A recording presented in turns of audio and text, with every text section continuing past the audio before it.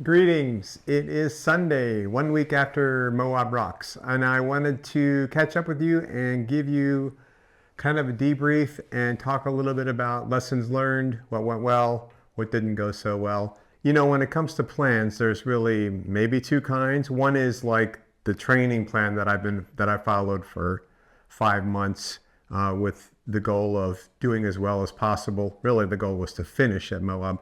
And then there's the plan, the vague plan where you're like, I'm planning on doing this, I'm planning on getting there, and I'm planning on it going well. Where the overarching plan went wrong for me is that I got sick. I basically, sometime end of February, early March, I came down with what I think I'll just call a cold. I'm still experiencing some of the remnants of it now, like 5-6 weeks later.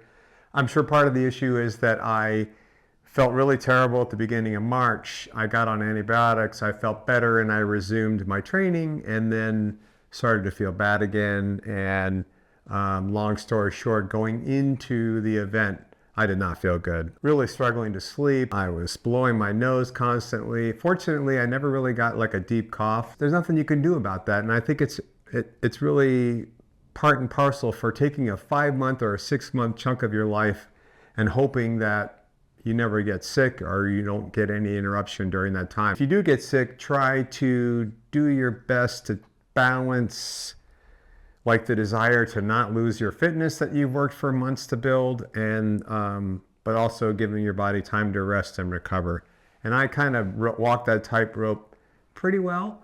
And how that manifested itself on last weekend, on event weekend, was I rode stage 1, I skipped stage 2, and then I rode stage 3. Stage 1 was tough. The climb up Sand Flats Road was, I think it took me about 2 hours to climb. It just got progressively steeper and tougher. I'm proud that I managed to do it. I didn't get off and walk. It was windy, so sometimes you come around a corner and you would just be like feeling like you're going to get blown off your bike. But both I and Greg, my partner in crime, got to the top of that climb. And then from there, it's almost 100% downhill down the lower Porcupine single tracks. You know, I felt okay, but then I woke up Sunday morning, which is stage 2 day, and I just felt like, man, if I go out and really try to do this, I'm afraid I'm going to get really sick. And Greg and I talked about it, and we both felt like we could either take on stage 2 or stage 3, but not both. So it just made sense to take our foot off the pedal on stage 2. And instead of doing the stage, we did a social ride with Diane and Angie and had a great day. The wind pretty much abated and the weather became beautiful. So we took advantage of that and did a self-shuttle ride on the Mag 7 Trail Network and just had a great day.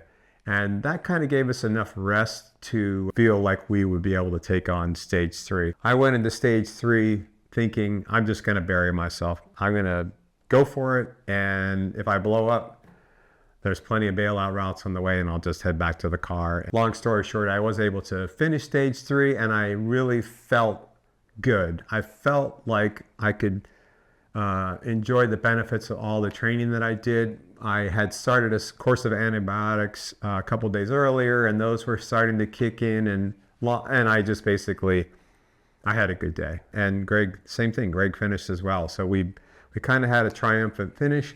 You know, I would have preferred to do all 3 stages, but it just wasn't in the cards. So the training plan worked. And I really, again, enjoyed the structure of that. I enjoyed seeing the progression. I felt like it was going to be effective and it was going to be appropriate for this event, and it was.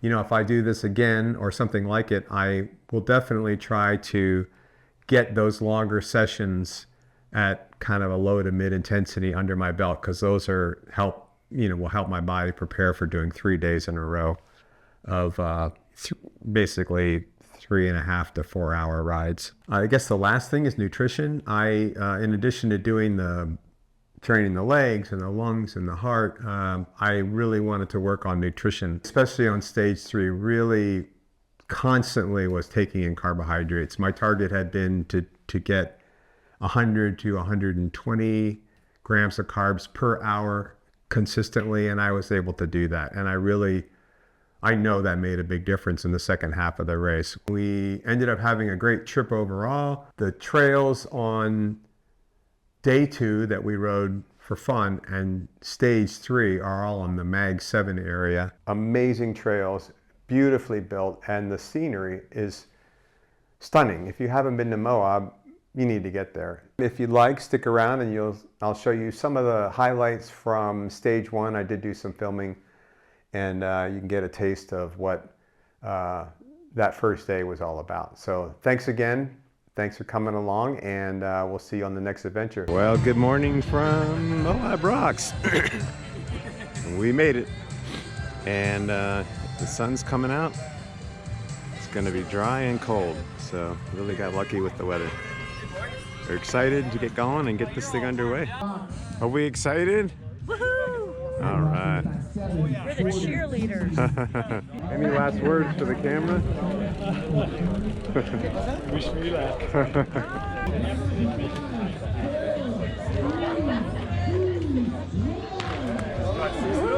All right. This is the party pack back here.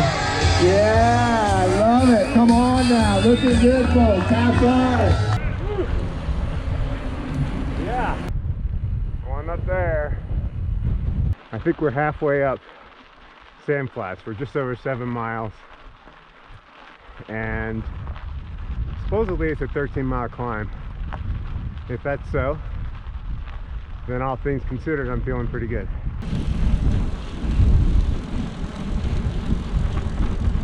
We got to go up that. Hopefully the wind turns the corner for us. She's also the best volunteer. That was awful.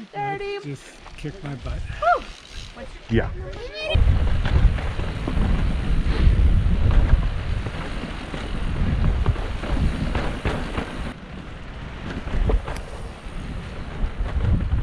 Here we are already. I was gonna ride it, but it's too windy. Yeah, sure.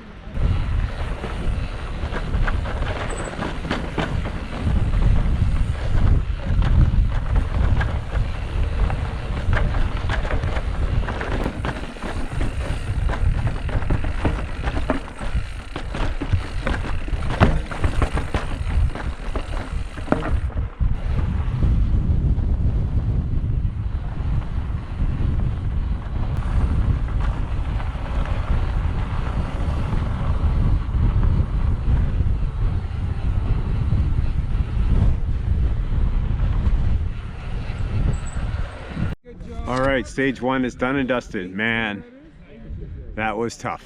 I'm not gonna lie. My wrists are shot. The back is a little angry too, but done. Kind of ready for a beer. We'll see if that happens or not. And waiting for Greg to finish up. Yes! Wow, that was something, man.